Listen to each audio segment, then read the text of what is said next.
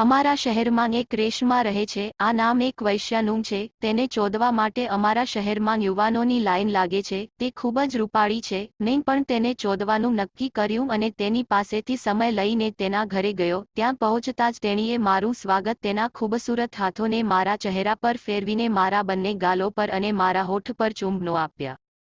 તેના ચુંબન લેવાથી મારો લણ ટાઈટ થઈ ગયો હતો. પછી તે મારો હાથ પકડીને મને અંદર લઈ ગઈ. અંદર લઈને તેણે મારા બધા જ કપડાં ઉતારી નાખ્યા અને મારા પૂરા શરીરને પંપાળવા અને ચૂમવા લાગી. તેણીએ તેના કપડાં પણ મારા હાથે જ ઉતારવાનું કહ્યું. હવે તો મારો લણ ટાઈટ થઈ પેન્ટમાંથી બહાર દેખાતો થઈ ગયો હતો. રેશમાએ મારો લણ ટાઈટ કરી મોઢામાં લઈ ચૂસવા માંડ્યો.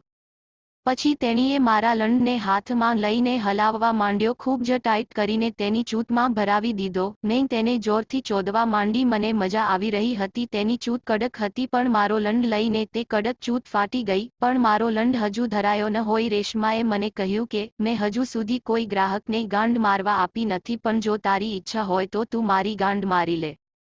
મારા અને તેના બંને માટે આ નવો અનુભવ હોય. હજુ જુદાઈથી ધરાયા ન હતા. આથી અમે ગાંડ પણ મારવા માટે નક્કી કરી લીધું. તે 4 પગવાળી ઘોડી બની ગઈ અને મેં તેની ગાંડમાં લણ ચડાવી. ગાઢ પણ લોહી નીકળવા લાગ્યું ત્યાં સુધી મારી ફાડી નાખી. અમને બંનેને મજા આવી ગઈ. રેશમાને એટલી મજા આવી કે તેણીએ મારા પાસેથી રૂપિયા લેવાને બદલે મને રૂપિયા આપ્યા અને ફરીથી આવવા માટે કહ્યું.